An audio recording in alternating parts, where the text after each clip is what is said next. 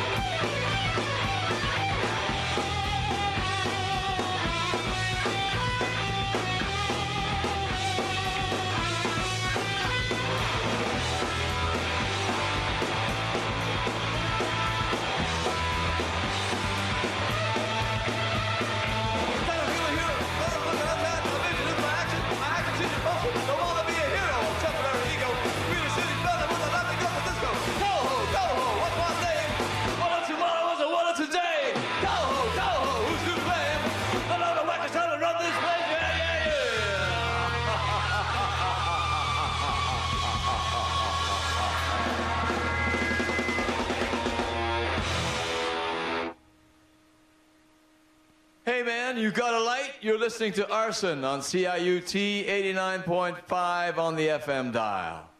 Or are you listening to the Nardwuar the Human Serviette radio show on CITR FM 102, Cable 102, Vancouver, British Columbia, Canada? Yes, you are. But the Nardwuar the Human Serviette radio show was brought to you today by Arson. Yes, you just heard the band Arson from Toronto, Ontario, with a recording that originally was done in 1979. Coho by Arson from the Livin' with the White Folks EP from 1979. But what you just heard there was Arson live on January 16th, 2011 at CIUT on the Equalizing Distort radio show.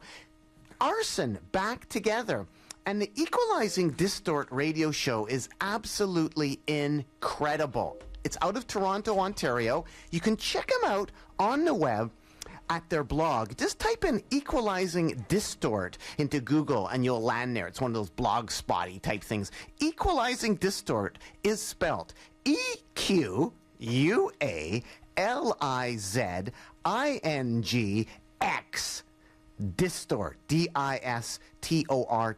Equalizing Distort. And they do this radio show, and they also put out this fanzine, Equalizing Distort, that I'm holding in my hands right now because I am a fan. Yes, fans and hands do rhyme together, and actually hands are used to beat co-hosts down and resurrect them from the grave. And thank you, Stephen from Equalizing Distort, for sending me this live recording from your radio show. And thank you so much for doing all these amazing radio shows and reuniting all these bands and playing the best of the new bands. That's Equalizing Distort out of CIUT. More info, and you can listen live at CIUT.com. That's www.ciut.com.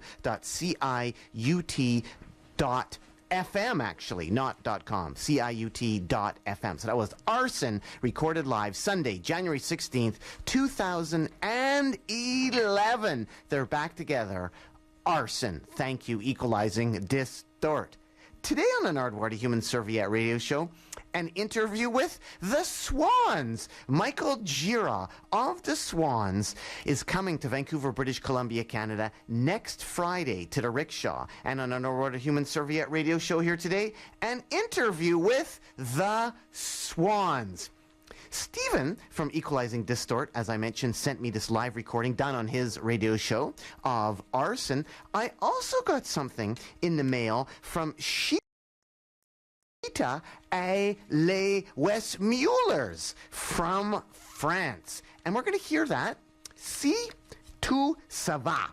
But before we get to the interview with Gira, we're going to hear some Chita and Les Westmuller. We're going to hear some Circus Mort, which is Gira's band from the Swans before he was in the Swans. His band right before the Swans, Circus Mort. So right now on an Nardwuar Human Serviette radio show, Chita et Les Westmuller, and then some Circus Mort, 2 tracks by Circus Mort, and then an interview with Michael Gira from the Swans, who are playing in Vancouver, British Columbia, Canada, at the Rickshaw. And actually, we have some tickets to give away to a lucky caller if you want to win some tickets to go see the Swans. 604-822-247, 604-UBC-CITR. If you want to go check out the Swans next Friday night at the Rickshaw. So, right now, here's Chita et Les Westmuller on the Nardwuar de Human Serviette radio show.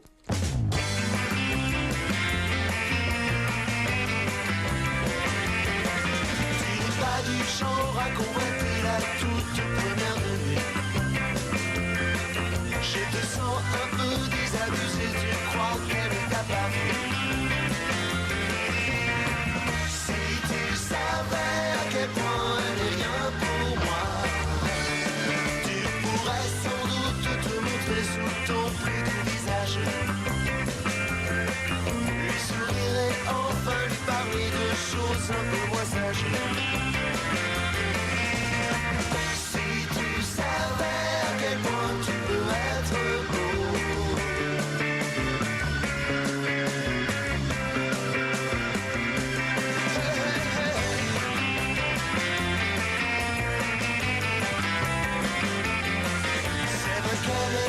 Comme un soleil, comme un papillon glacé. Passé nos fiançailles de vermeil, notre amour s'est effacé. Si tu savais à quel point vous seriez heureux. Elle semble perdue dans ses pensées, mais malgré les apparences, elle lance vers toi des yeux blessés par tant d'indifférence.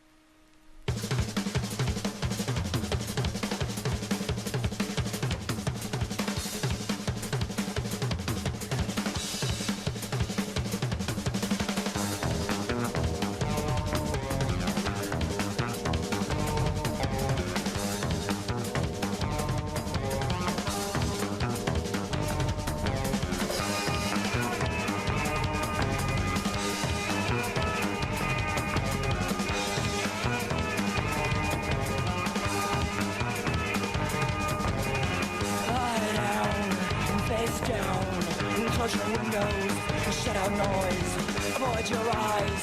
I see your eyes turning backwards. Covered you,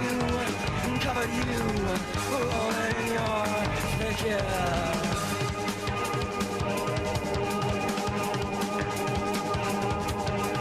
The things inside you come out of you. What's under you gets crushed by you. Little man, a shrunken man, under covers, under you, soft and cold, under you. Put your head under him.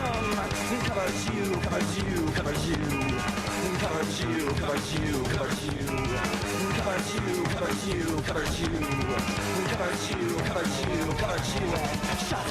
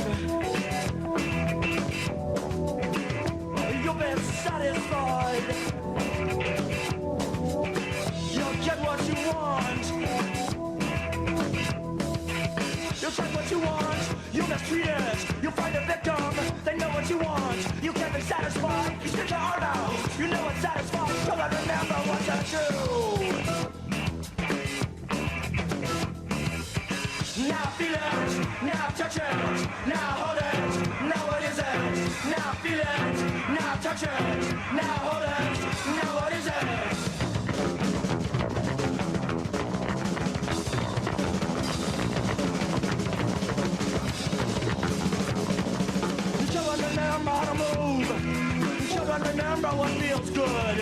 Children, remember where it goes. So now take it in, and I say thank you, children, I stand to you, craving you, crouched on all fours, craving you. A broken head with a smile, they're satisfied for a while. They know what they want, they know what's satisfied.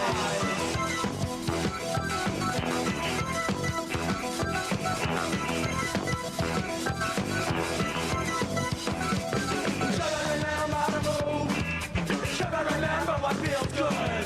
Should I remember where it goes? And how to take it in, and how to say thank you, our children,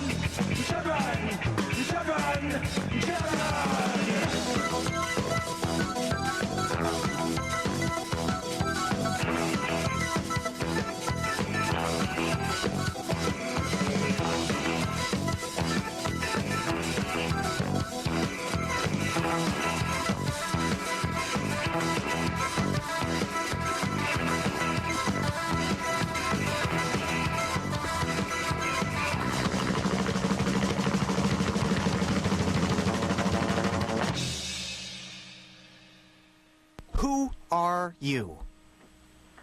What? Who are you? I have no idea. I've never have had any idea. You are Michael Gira from the Swans. And Michael, who else is in the Swans these days? Right now, the personnel, my friends, are Norman Westberg, who was in Swans from the very early days, in 1981 or 2. He's playing guitar. Thor Harris is playing percussion. That means he's playing vibraphones, tubular bells, concert bells, the gong, and several drums and cymbals, and some melodica, and what else? And some other things. Oboe. He plays lots of things. Then we have Phil Puleo playing drums and different percussion things, and then we have Chris Pravdika playing bass guitar. And we have Christoph Hahn playing double lap steel guitar and electric guitar, and then myself singing and playing guitar. So there are 6 people in the band. It's a big band. And Thor is an interesting character, isn't he? He has like a neat house in Austin, Texas, doesn't he? Thor has a neat house. Have you been to his house? Yes. How would you describe it to the people, Thor's house, Michael? It's sort of like the house in Hansel and Gretel. All totally homemade, right? Yeah. It was actually featured in Home and Gardens once. That's amazing. It was a shack that he built, that he redid and built upon, and added a second story, and it's quite beautiful. How is the demon psychic twin doing? Oh, you mean my demon brother? Yes, from Joseph's song. He's kind of good. He's kind of sexy. Kind of angry. Michael, He's having a good time. would he remember... He's in blood in the snow. Would he remember playing the Town Pump in Vancouver, BC, Canada, years ago? Because all the music there played between the bands was Neil Diamond. Do you think you and your demon psychic twin both still love Neil Diamond? Are you still into Neil Diamond? Oh, I love Neil Diamond. The never-ending crescendo. Was that for the entire tour that you played that? What, Neil Diamond? Yeah, in between bands. I don't remember. I'm sorry. Oh, you don't? Okay, because in Vancouver, there was lots of Neil Diamond being played, and I just wondered if on that particular tour, you exclusively played Neil Diamond as in-between set music. Well, sometimes I play Willie Nelson. Sometimes I'll play James Brown. Sometimes Howlin' Wolf. I play elemental characters. Michael of the Swans, a guy here in Vancouver, Luke, from CITR Radio, he actually saw you play at CBGB's Art Lounge. And at this Art Lounge gig, a guy jumped up on stage and started to tongue kiss you. Do you remember that gig at all? I'm sorry, he tried to do what? He tried to tongue kiss you. A guy jumped up. Tongue kiss me? Where he's like holding a cow's tongue and he was trying to kiss me at the same time? Something like that. And my friend Luke from CITR Radio here in Vancouver, after the gig, went up to you and tried to get an autograph of the book Tape Delay. Like, he brought up his copy of Tape Delay for you to sign, but you didn't want to sign it because it had been such a strange gig. Do you remember playing a gig at the CBGB's upstairs art lounge and having some wild occurrences with a guy jumping up on stage at all, Michael? I was playing solo? Yes. Yeah, I think I remember that. I don't remember that being so bad. Devendra played that show, too. I guess it was kind of sad for Luke because Luke really wanted his book signed, but you wouldn't sign his book. And he wanted me to ask you, now that you're coming back to Vancouver to play a gig on Friday, February the 25th, do you think you will be signing stuff? Would you be into signing stuff after the gig? Yeah, I'll sign all of this, everything that we have available for people, but I won't sign anything for Luke. I don't like him. Even though I have no idea who he is. And you are Michael Gira from the Swans. Michael, the Swans have a brand new LP, and on it, I noticed that John Darnell donated some money towards the record's production. How did that all work? People donating money towards the record's production. And do you know John Darnell of the Mountain Goats? Of course I do. I did this thing. It's like, that Kickstarter program that's out.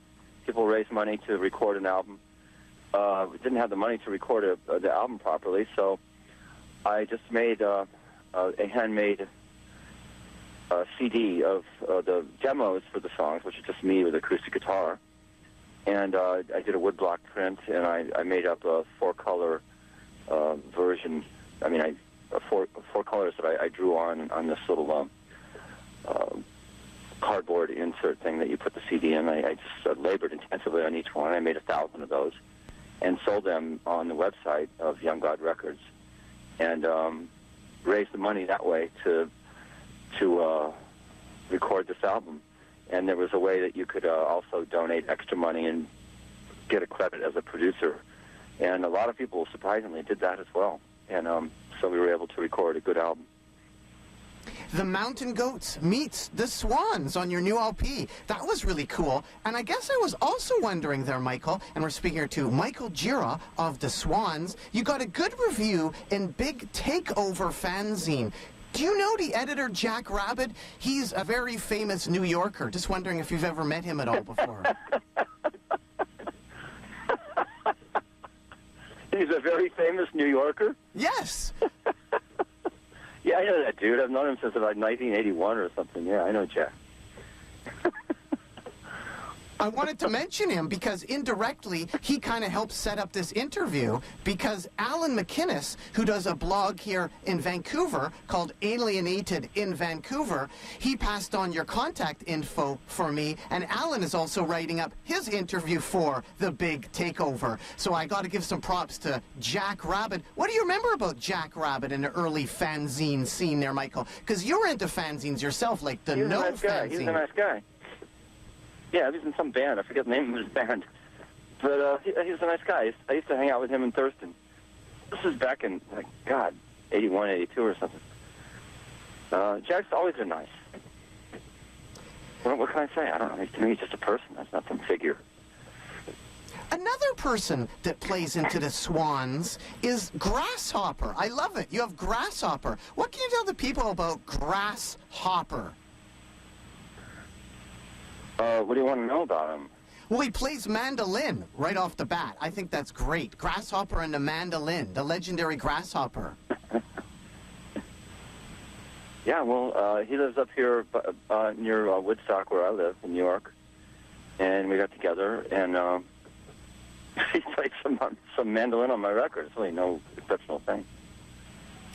The record business. How's it going these days, Michael? Because you have the Young God Records. How's it going for distribution? Do you use Revolver distribution?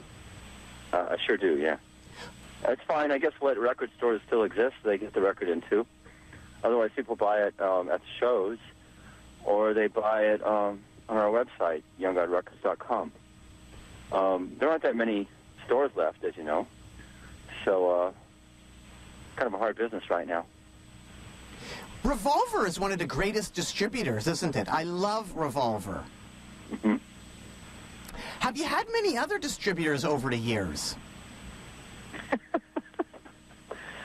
Yes, I've been on a lot of record labels since I started my band in the early '80s, and none of them worked out. So I started my own label, and when I started my own label in the early '90s, in fact, I think it was about 1990, I had this great distributor, Rough Trade, and I got all the Swans records that existed up to that point together and released them through Rough Trade, and also a new album at the time, which was called White Light from the Mouth of Infinity, which is a Swans record.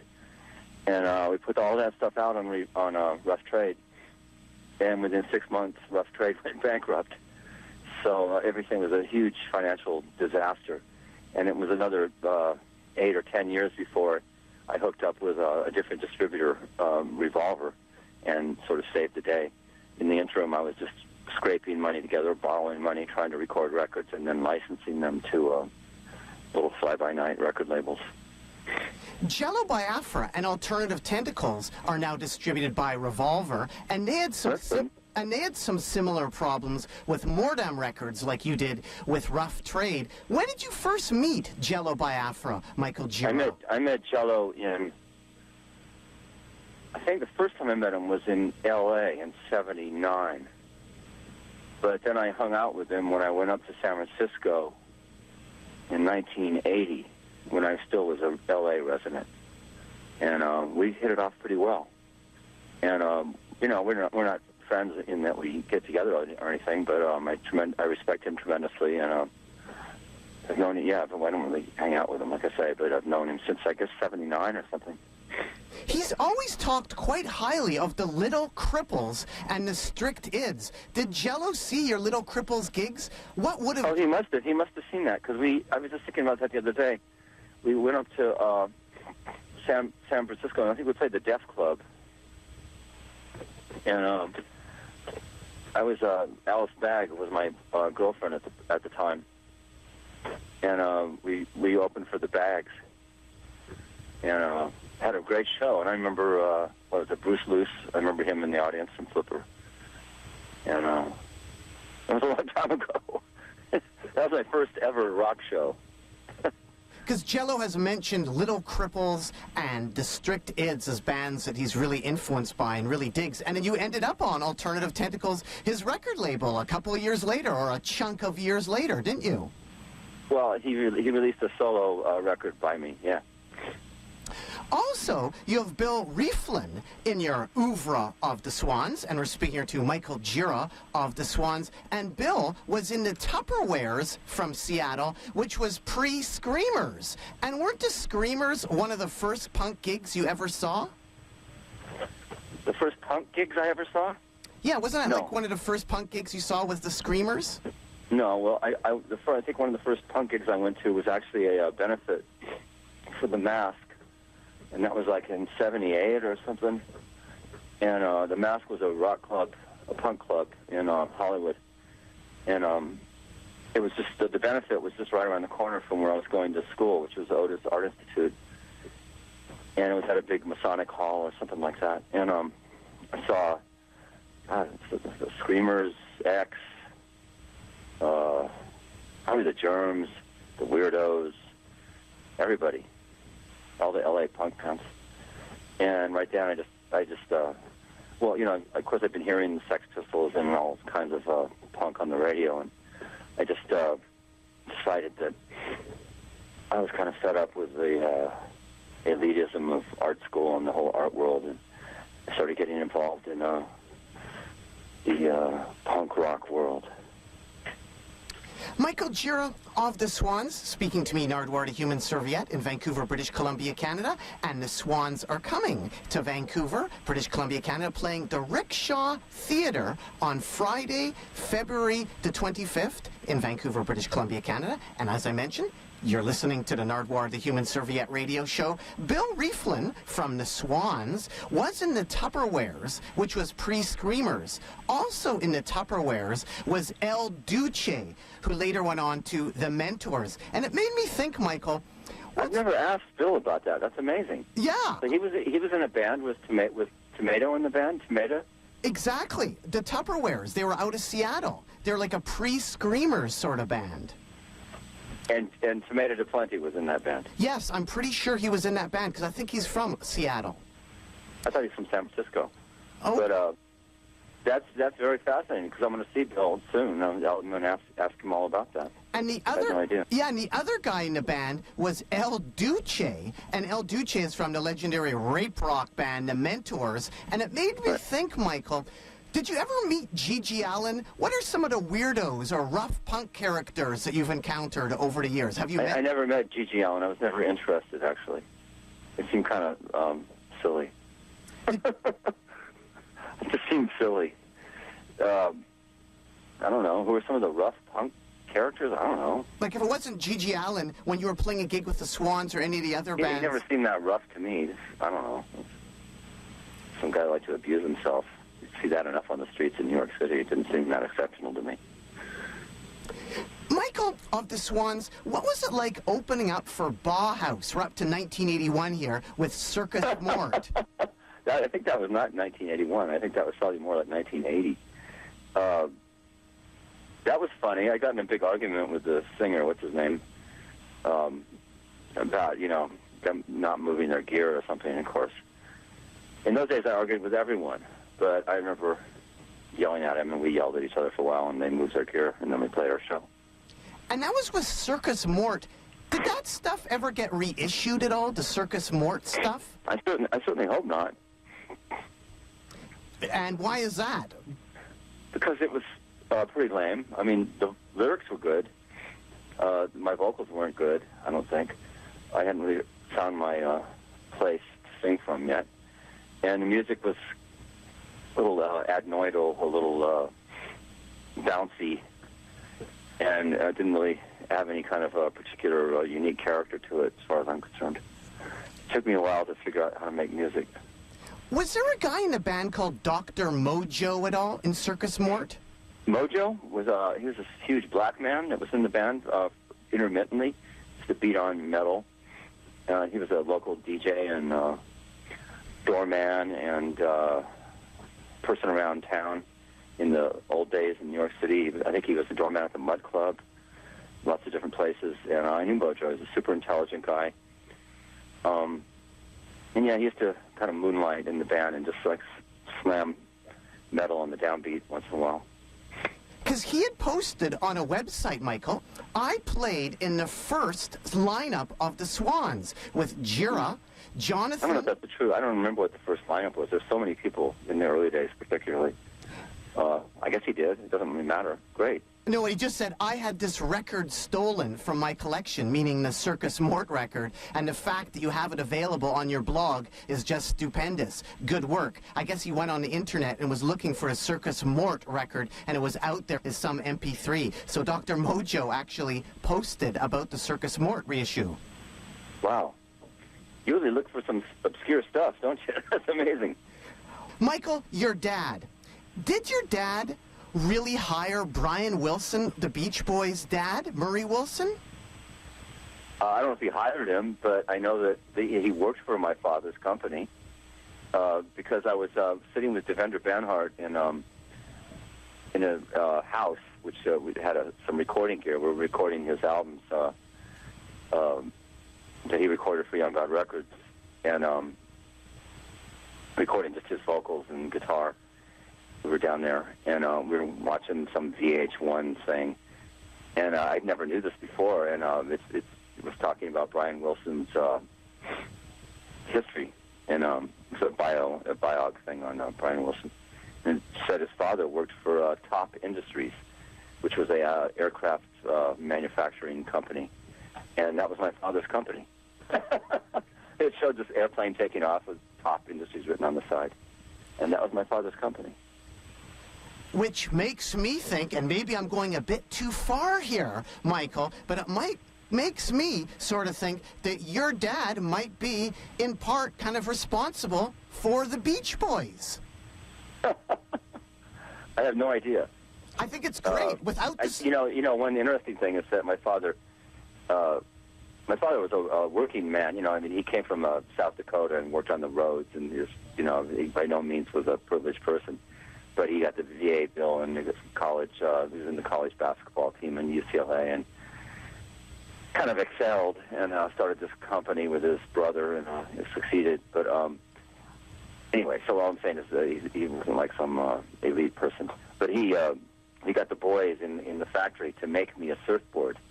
And so I had this, you know, I don't know what I was, like 8 or 9. And I had this, like, one of these ancient 1960s surfboards, probably like 8 feet long and weighed 100 pounds or something, that he had the boys in the factory make for me. And maybe, who knows, maybe Brian Wilson's dad made me a surfboard. Michael Gira of the Swans, coming to Vancouver, British Columbia, Canada, on Friday, February 25th, to the Rickshaw. The Swans have been described as depth charge rock. What do you think about that? Like the music you did in the very beginning, no one had done what you had done before. I had thought that maybe people had done like Merzbow or the Haters, noise artists had like done stuff, but they basically just like turned up an amp. But what you had done had never been done before. What do you think about that depth charge? Do you describe the Swans as a depth charge rock?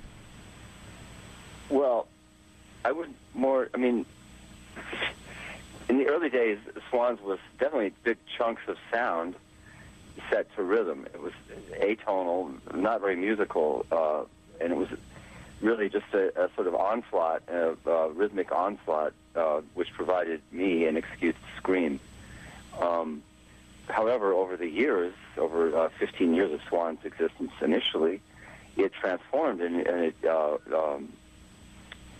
acquired lots of dynamics and melody and harmony and different aspects. And really, it's just it was me and my cohorts trying to find new ways to make interesting sounds. But as far as what you're describing, the early intent was sort of like to make the corollary of brutal intercourse, to put it, I guess, politely, sonically.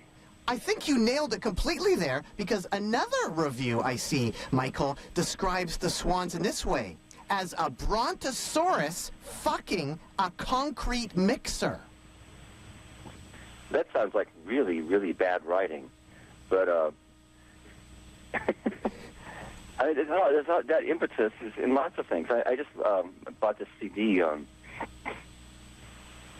by this great Polish composer who just died recently, Heinrich Górecki. He's known primarily for Symphony No. 3, Symphony of Sorrowful Songs, which is this very beautiful, long, extended lament. But his Symphony No. 2 is very similar to early Swans. There's lots of bashing and atonal chunks of sound thrown at you. Later it goes into sort of choral and beautiful bits. But, you know, I remember hearing that in, God, I know, the Stooges. There's all kinds of places where just these chunks of sound fly at you, you know, electronic music. Simon Gristle, lots of people use sound that way. So...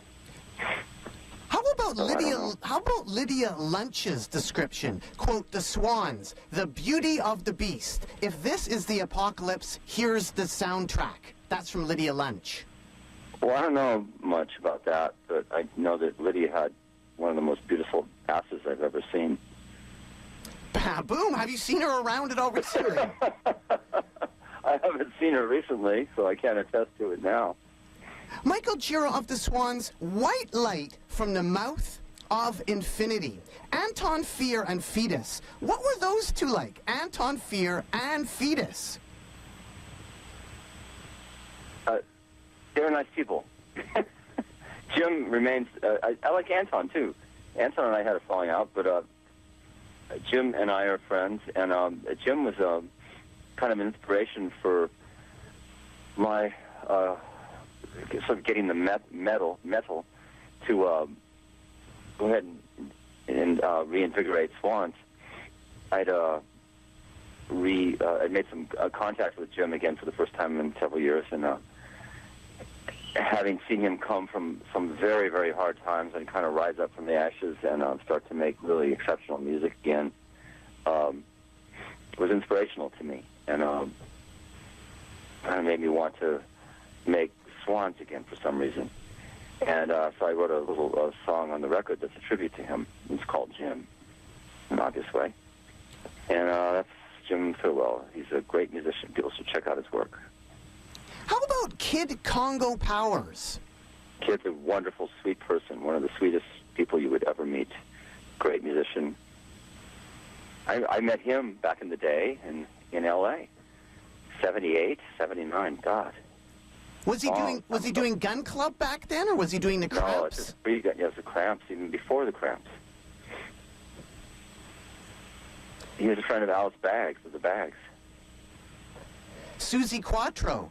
Did you know about the band The Pleasure Seekers with Susie Quattro? No. I got that name probably from the same place she got it, which was from a Mickey Spillane novel. It's a cheap detective novel. And I just thought it was a great name. And so I wanted to use it. And then this is the very early days of computers and the Internet, and someone Googled it for me and looked around. I didn't even have a computer then. And they found out that Susie Quattro had already used the name. And my management contacted her, and she said, no, she wants to keep that name, so I couldn't use that name. And then I came up with the name Angels of Light. And then serendipitously, I found out that Genesis P. Orridge had already used that name once. And we became friends after I got in contact with him, and he said it was cool to use that name. He now says that, which is fine with me, he says I got that name from him, but I didn't. I just thought of it independently. But anyway, so we got in touch and we became friends. And but now I know that the Angels of Light was also a sort of gay cabaret troupe in San Francisco, one of whom was the ubiquitous, it seems, Tomato de Plenty. Goes right back to Tomato and the Screamers and Seattle, Washington. And we're speaking here live to Michael Gira from the Swans. Michael, speaking of garage rock and stuff like that, when I think of Kid Congo, as I was mentioning, what do you think of the 80s garage rock scene out of New York? There was stuff happening here, like the Flesh Tones, the Fuzz Tones. What did you think of that stuff? Because you had seen Pink Floyd with Syd Barrett. Did you see Pink Floyd with Syd Barrett? No. I saw Pink Floyd around the Uma Guma period. I saw Pink Floyd in 1969 when I was a runaway kid in Belgium at a festival, at a big rock festival. And that was without Syd Barrett. I didn't know who the hell Syd Barrett was at that time. It was like the time of, Careful with That Axe, Eugene, and the kind of big epic songs. One of These Days, those songs. It's kind of built and built and built. Not much vocals, really. And at that show, Frank Zappa actually sat in with them. It was pretty interesting. It's a big festival, lots of people playing. What did you think of the 80s garage rock revival? What did I think of that? I didn't really care about it. I didn't really like garage rock. I liked the Cramps. But to me, that was just like watching this sexual catastrophe on stage. It was just so amazing. They were a great punk rock band. I mean, they weren't, stylistically, they weren't punk rock, but they sort of engendered all the kind of loose, wild id that was necessary for punk. And they were really disturbing and really comical at the same time, which is really great. Michael? But I didn't really like the garage rock stuff much. I am now friends, very good friends, with Peter Aaron, who's the singer of the Chrome Cranks, and I like them very much. How did you meet them? How did you meet the Chrome Cranks? Up here where I live, near Woodstock in New York, I met Peter up here. And Bob Burt from, used to be in Sonic Youth, was their drummer, too. And BB Gun fanzine, the great BB Gun fanzine. Yeah, it is. It's nice. Well, it doesn't exist anymore, but... It was like the best fanzine. I loved BB Gun. And he was also in the Knoxville Girls, too, with Kid Congo. Remember the Knoxville Girls? Sure, I saw them several times. That was a great band on In the Red Records by Larry Hardy. Larry Hardy. Have you ever met Larry Hardy from In the Red Records? No. He was actually at one time married to one of the Pandoras, speaking of garage rock and L.A. rockin' and stuff like that as well. But It sounds to me like you know just about everything that exists about rock and punk music. not really. I just love like soaking stuff up. And the Swans, Michael, you have like all this stuff associated with you that makes me think of this stuff. For instance, 6th Street and Avenue B. You had a bunker jam space with the Swans there. What was that like? It was sort of like a place you entered with a hatch? It sounded amazing. It was a hatch? No, it was a door, but I had reinforced it with steel and like 2x4s that would slide into slots so that you couldn't kick it in. Because at the time, 6th Street and Avenue B was extremely dangerous, and you know, we had our amps things in there, and people would want to come in and steal things, and so I kind of just made it into a reinforced military installation. And it had one window in the back. That was it. Like it was about a 1 foot by wide by 2 foot high window with bars, with huge thick metal bars on it. So there was no light. And I lived there, and we rehearsed there. It was about 700 square feet. I cut it in half, and one half was where Swans and Sonic Youth rehearsed, and the other half was where I lived. And eventually my ex, Jarbo, lived there with me as well. What was the neighborhood like, i.e. the people? Because I had heard that, quote, people left, quote, little bags with chicken feet and stuff in them for you. Yeah, the Puerto Ricans didn't like us very much. Well, I can't really blame them now that I think about it. Well, first of all, the space we moved into was a kind of Santeria church before we took it over. And I guess, and then when we started making these horrible sounds coming out of there, which were reverberating through the neighborhood, we weren't very popular. And that's okay. Speaking of food and stuff, Marky Ramone. Do you know Marky Ramone of the Ramones at all? You ever met him at all? No, I never hung out with those people. I never met them. Because he has his own, Brooklyn's own pasta sauce. Marky Ramone's pasta sauce. Really? Have you ever thought of... Use condoms in it or something? Yeah, that's what I was wondering. Has there been anything like that ever proposed for the Swans? Have you ever had a pasta sauce for the Swans? What's the wildest sort of marketing thing that has perhaps been proposed for the Swans? Nothing. I don't really think about things like that. I don't really try to be a part of that world. So, sorry.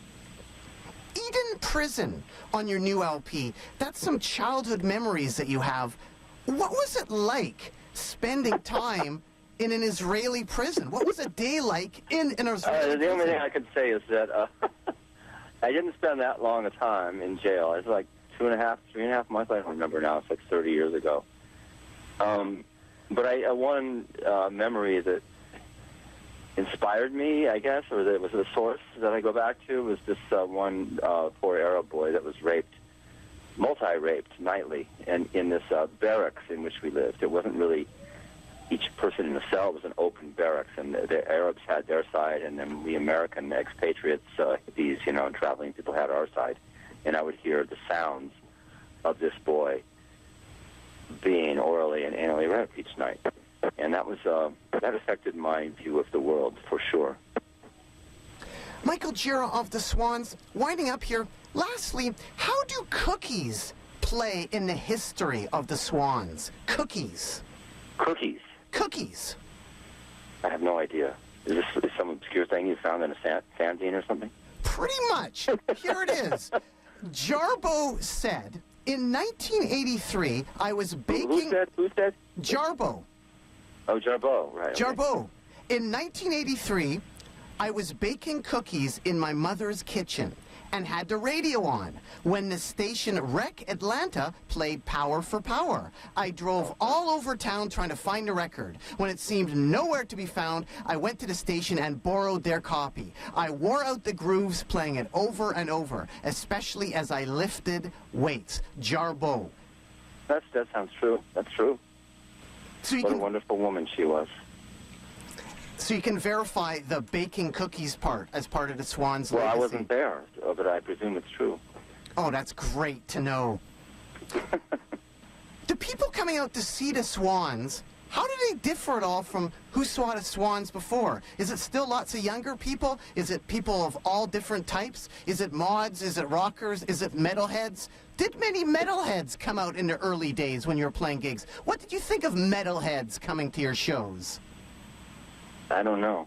I like it that people enjoy the music. What can I say? It depends on where we play, but generally it seems to be a very mixed audience. Not old and not young. I mean, just mixed, completely mixed. Thankfully, it's not all old people.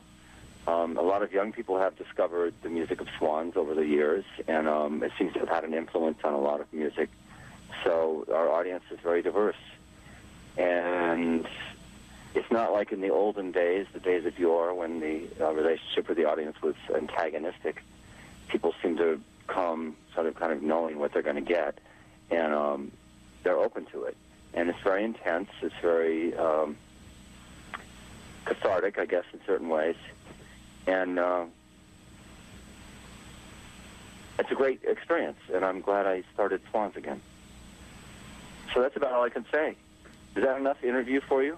Yes. Oh, one last question here. Just curious, Michael. Did you ever play any gigs with Big Black or Godflesh at all? Did the Swans ever play with Big Black or Godflesh? No, I'm not an aficionado of those groups' music. I don't really know much about it, and I've never gravitated towards it. And what inspired your album, Public Castration is a Good Idea? Well, first of all, that was a live recording. So that says one thing, public castration. And I was kind of searching for a title. I wrote down lots of different scenarios, and that title seemed to be the catchiest and the one to describe the experience of Swans in those days the best. Anything else you want to add to the people out there at all, Michael Gira from the Swans? What else do I want to add? There's always hope. Things always change. Well, thanks so much, Michael. Keep on rocking in the free world, and do-do-da-loot-do. Excuse me? Almost. Do-do-da-loot-do. Oh, I won't say that. I'm sorry. You almost got it when you said, excuse me. That almost got it Okay. there. Actually, that might have worked, actually. Excuse Are me you worked. going to come to our show? Oh, definitely. I'm going to come with... You seem like you'd be a very interesting person to meet. I look forward to meeting you. Well, Do you need to be on the guest list, or I'm sure you can just talk your way in, right? I'd probably need to be on the guest list. But I will be there with my friend Luke from CITR, who wants to get his copy of that book signed. I'll do that. Well, you know, my very good friend, Charles Neal, wrote that book. And he has continued to be a good friend over these, 30 years. He now has a couple children who are, they're almost grown. And he has become a wine importer and an expert on wine and Armagnac and cognac.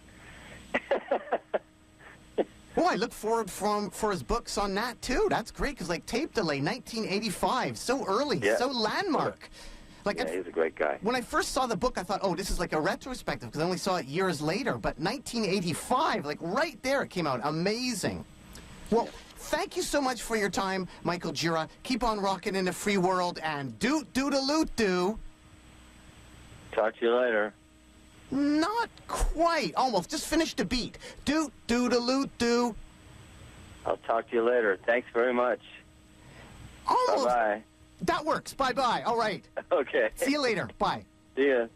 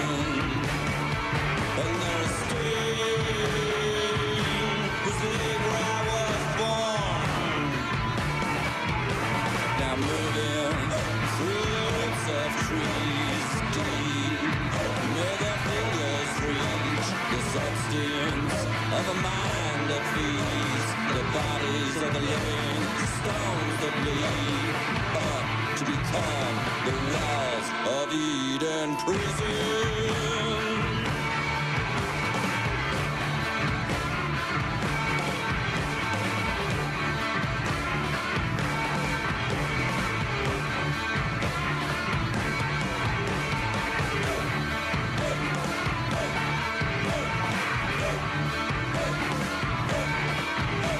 It's a fine wild beast upon the slab. Would gladly rip the throat from God if only he could reach up to his white ass. Tonight I am free and will never breathe again within the greasy ochre walls of Eden prison. I am free, I will begin again. I am free, I will begin again. I am free of the choking hold that began in Eden prison.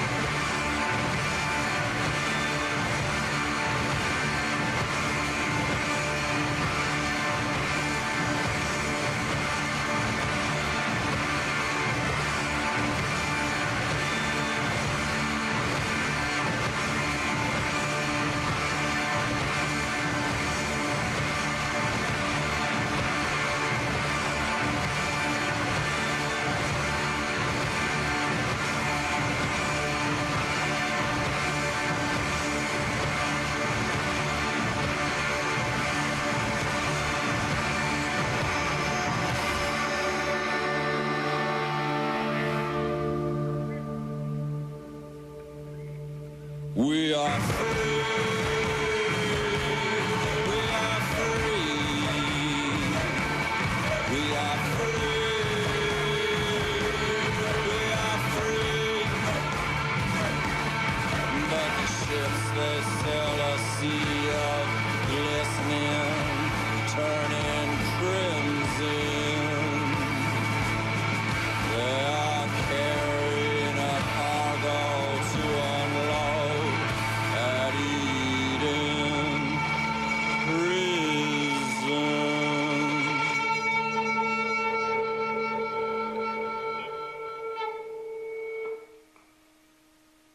And you're listening to CITR Radio, FM 102, Cable 102, Vancouver, British Columbia, Canada, and the Nardwuar, the Human Serviette Radio Show. You just heard, right there, the Swans, brand new from the Swans with Eden Prison. And before that, an interview with Michael Gira from the Swans, who are playing Vancouver, British Columbia, Canada here next Friday, the 25th, at the rickshaw. The Swans visit Vancouver. Gonna play a couple more things by the Swans. Here's the Swans with Half Life on the Nardwuar, the Human Serviette radio show, FM 102, Cable 102, Vancouver, British Columbia, Canada. And this particular track is from 1984. The Swans.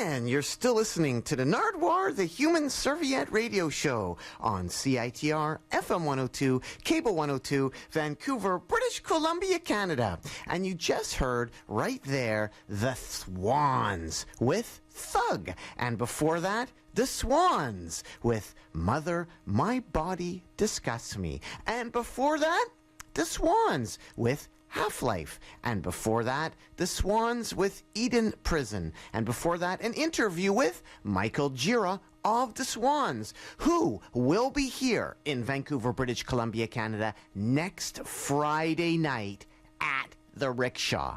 The Swans in Vancouver, BC, Canada. I mentioned earlier, had a bunch of stuff sent to me. Some stuff by Stephen from Equalizing Distort. He sent me some recordings that he's done on his show with legendary Canadian rockers, punk rockers, I should say, Arson. And also got a CD from Sheeta A. Le Wismuller. Thanks so much. And during the course of this they're from France, and during the course of this Nardwuar, the Human Serviette Radio Show, I had a listener send in a remix of a Gira, a Michael Gira tune, or should I say Michael Gira spoken word. So right now, to end the Nardwuar, the Human Serviette Radio Show, we're going to play this listener contribution to the Nardwuar, the Human Serviette Radio Show. This is a remix of Michael Gira. And again, if you want to see Michael Gira and the Swans live, it's next Friday at the Rickshaw. Thank you very much, Beppy, for sending in this Gira remix on the Nardwuar, the Human Serviette Radio Show. I feel nothing for you. I hold myself down. Keep to yourself. You shouldn't touch me. My skin peels off my bones. I'll give you a gift. Take the skin from my stomach and stretch it across your face. Look in the mirror. I see myself through your eyes. My body's on the ground behind you. You use it to amuse yourself. When you kick it around the room, you feel the impact of your boot in your stomach. Cry for me. Blame me for the fact you no longer recognize yourself. Lying here, I want the air in this room to consume me, to pull my body in behind itself while you stare down at me, uncertain if you've lost yourself in me. You're running your hands along the leather surface of your skin. The sound this makes changes pitch according to the area of your body you touch. Your thighs and your groin generate a low hum, the sound of my corpse releasing dead air when you kick me. Your face generates a continuous high-pitched squeal, the sound I make when you burn me. I take you over. You forget yourself in my body. When you chew a piece of skin from your finger, you remember my body in your mouth. My bones cracking between your teeth. I love you. When you lick your hand, your sweat tastes like my blood. Conceal yourself. Close yourself off. Pull back into my skin. I'm inside you. The place on the floor where my body decayed left a stain on your memory. That's the signature of my love for you. You can't forget me without losing yourself. I'll never die. Ay, si Congressman pala. Siya'y galit na galit sa sobrang pagngingit-ngit. Agad si babae raw, matagal na niyang kabit. Ako yung matras na rin, gusto niya kong sugurin. At napansin kong bumunot ng baril. Kaya ako'y biglang napalukso at kumaripas ng takbo. Congressman siya ng aming distrito, ayaw ko na siyang iboto. Ang hirap ng mag-happy-happy ka, ang